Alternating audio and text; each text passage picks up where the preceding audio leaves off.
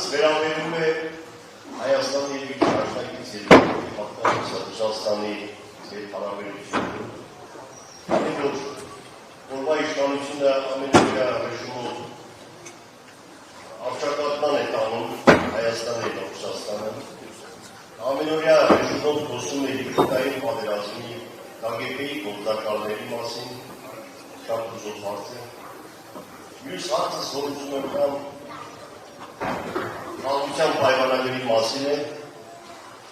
որը էլի շատ շարժարված թեմա է, ենթադրենք պարոն նախագահ այդ խաղաղության պայմանագիրը Ադրբեջանի ազգային ժողովում չի ընդունվում, ինչ է լինելու և իրոք կլինի այն այս իշխանության օրոք խաղաղություն։ Այս իշխանության օրոք խաղաղություն չի լինի։ Այս իշխանությունը ամենից մեծ թշնամին է խաղաղության։ Որտեղ այս իշխանությունը արել է ամեն ինչ, որ երաշխիքների մասին ընդհանրապես խոսք չգնա։ Ինձ համար ամենից զարմանալին հենց սա է։ Ինչի է Նիկոլ Փաշինյանը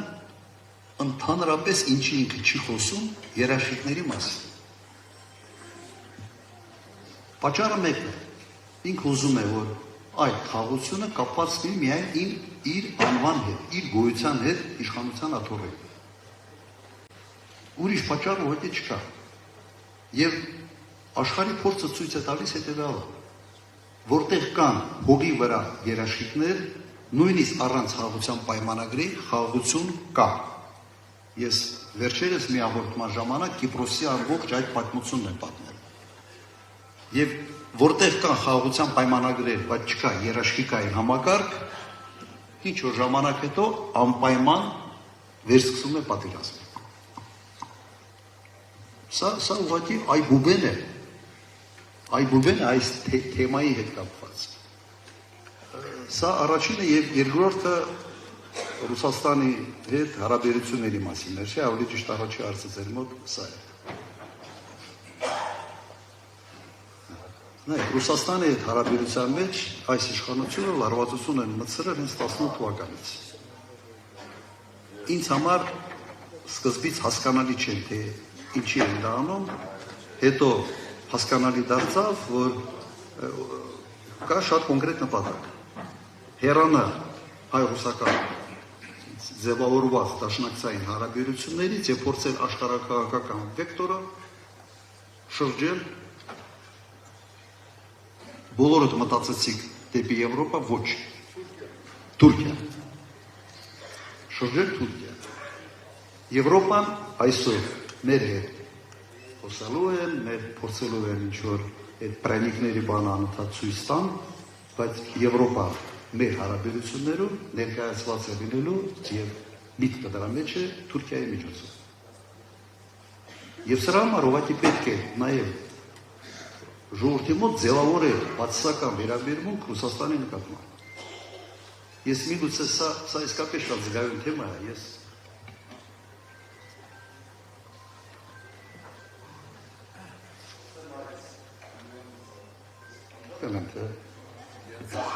միացրած է,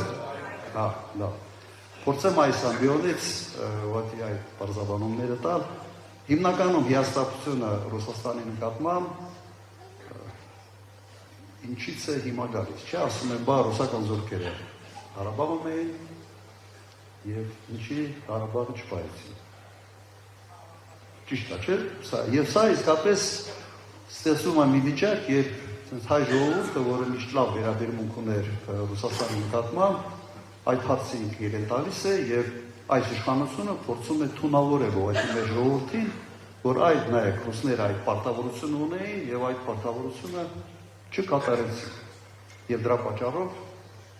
կորցրեցինք Արցախ։ Նայեք, ես փորձեմ մեկ անգամ մի երկու տարի առաջ այդ բացատրությունը տվել եմ, բայց փորձեմ հիմա միգուցե ավելի մանրամասնորեն անդրադարձ ունենամ այս շատ զգայուն հարցին։ Ընդհանրապես կոնֆլիկտների նման կարգի թեժ վիճակում կոնֆլիկտների Լուծումը ունի երկու մոդել։ Մեկը երբ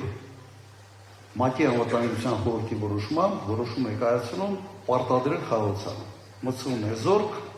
երկու կողմին անջատում են իրարից եւ հաստատում են խաղացում երաշխիքներով։ Սա կոչվում է պարտադրված խաղացում։ Սա այն է, ինչ արել են Բալկաններում, այն է, ինչ արել են օրինակ Բոսնիա-Հերցեգովինայի ձևավորման ժամանակ։ Կամ է ուրիշ մոդել, երբ կողմերին համոզում են, որ պետք է կաղնել, եւ կողմերի համաձայնությամբ տեղադրվում են խաղապահ ուժեր։ Կրկնեմ, կողմերի համաձայնությամբ։ Այն ինչ կատարվեց 20 թվականի Ղարաբաղում, դա հենց այս մոդելն է։ Հայտարարության տակ ստորագրել է եւ Ադրբեջանը, եւ Հայաստանը, եւ Ռուսաստանի նախագահը։ Սա մի մոդել է, որը Ռուսաստանի նախագահի շատ ակտիվ միջամտությամբ ինքը այո ճնշում գործադրել է, բայց դա չի եղել պարտադրանք։ Սա ավելի շատ եղել է ասենց քաղաքական ճնշում մի երկրի ղեկավարի կողմից, որը ունի հեղինակություն եւ այդ երկիրը ունի հզոր պոտենցիալ procesների վրա ազդել։ Բայց այնուամենայնիվ մոդելը եղել է հետևյալը. կողմերը համաձայնվել են այդ խաղաղության բանաձևին, այդ զինադադարի բանաձևին։ Եվ Ղարաբաղի կարգավիճակը, եթե հիշում եք, այդտեղ չէր քննարկում, համարվում էր, որ հետագայում պետք է այդ հարցը քննարկվի։ Հիմա այդ մոդելը ևս աշխատող մոդել էր։ Եթե Հայաստանը 1 տարի անց, 2 տարի անց Պրագայում կոպիտ ասած չթռներ այդ մոդելից։ Հայաստանը ուղղակի թռել է այդ մոդելից եւ ամբողջ այդ կոնստրուկցիան, որը այդ զինադադարը, այդ խաղաղությունը պահում է, փլուզել է։ Հենց Հայաստանը ճանաչեց Ղարաբաղը Ադրբեջանի կազմում, ինչ վիճակ ստեղծվեց։ Ղարաբաղը Ադրբեջանի համար դառնում է սեպարատիստական միավոր, պաշտպանական բանակը Ղարաբաղի դառնում է գրեթե ահաբեկչական ստորաբաժանումներ, բոլոր հետևանքներով։ Եվ սա անել, թռնել այդ մոդելից եւ մեղադրել ռուսական կողմից, թե ռուսական կողմը ինչի Ղարաբաղը չի պահել, ու թռել այդ կոնֆլիկտից այն երկիրը Հայաստանը, որը իր հենց անվտանգության հայեցակարգով հայտարարել է, որ ինքը երաշխավորն է Արցախի անկախության, անվտանգության երաշխավորն է ըստեյության։ Հիմա մոդելը սա է։ Եվ այս մոդելը չտեսնել եւ այս ամենը, ասենց ասեմ, փաթաթել Ռուսաստանի գլխին, սա նշանակում է մեկ բան, մարդիկ չունեն ամոթի զգացողություն, սա մեկ կողմ դրած։ Բայց դու ստեղծում ես մի շատ վտանգավոր եւ տարօրինակ վիճակ, փոքր երկիր լինելով դու ցույց ես տալիս, որ դու վստահելի գործընկեր չես ընդհանրապես, որ դու կարող ես մի բան պայմանավորվել, 1 տարի հետո լրիվ ուրիշ բան անել, 1 տարի հետո լրիվ ուրիշ բան անել, փոքր երկրի համար նման կարգի վարքագիծը ուղղակի սպառնալիք է այդ փոքր երկրի անվտանգության։ Հասկացաք, այս տեղից է գալիս նաև մեր ժողովրդի մոտ այդ անվստահությունը։ Ես 10 տարի շփումներ եմ ունեցել Ռուսաստանի ղեկավարության հետ, ավելի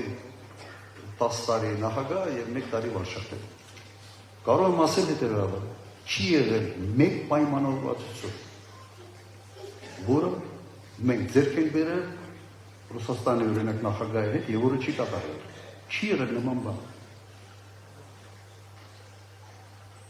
Եվ եթե ինչ որ բան չեն արել, մի հատ հարց տանք, իսկ ինչու չեն արել։ Իսկ մեր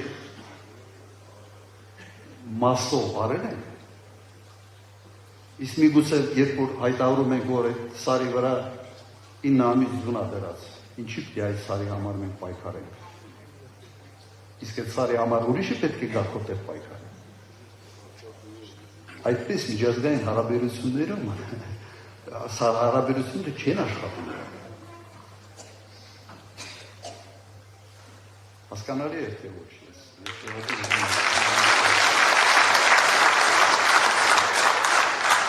Հատուկ որոշեցի ավելի մեծ կանգ առնել այս թեմայի վրա, որովհետև այս թեման իսկապես չափազանց կարևոր է եւ այս թեման անընդհատ նաեւ այս քարոզարշավի ժամանակ շահարկվելու է։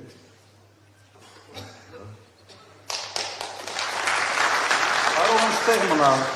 հարցեր շարունակել։ 1000 անգամ ներողություն, մի հարցեր քանի ոտքի վրա է։ Երկրում տիրում է վախի մթնոլորտ։ Բիզնեսմենը վախենում է կորցնել իր բիզնեսը։ Մանկավարժը իր աշխատանքը։ Սովորական բանվորը նույնիսկ վախենում է, որ կորցնի իր աշխատանքը, եթե ԿՊ-ին ցայն չտա, նույնիսկ պահանջը։ Տարիներ առաջ 21 թվականի ընտրությանը ցավոք ես Հայաստանում չեմ գտնվել։ Մեր գյուղում մի լրդում մեկ կար, ընտրություններից առաջ Facebook-ով ելույթ լսել եւ հայտարարել է, ով ԿՊ-ին չընդրի, իր կնոջը ֆորտուշկից կտանենք։ Պարոն նախագահ, ամսու 16-ին լսելով ձեր խոսքը, մինչև չհեռացնեք չեք հանդիսանա, այդ մոտիվի վրա լիցք տվեք մեր քաղաքացիներին, հայ մարդուն,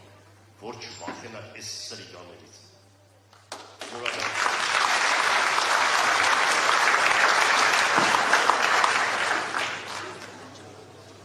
Նայեք, ես ինչ եմ խոսամ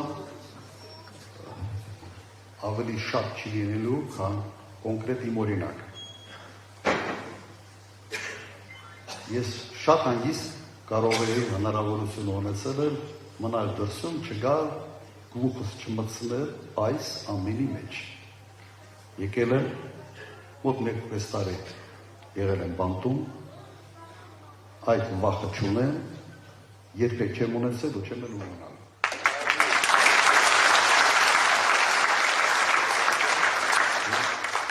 Հիմա կարող եմ ասել հետևյալ, մնաց 2 ամիս։ Եթե ուզում եք այդ վախի մթնոլորտից ազատվել, 2 ամիս կարելի է դիմանալ, ես 8 ամիսա դիմանում եմ, 8 տարի է։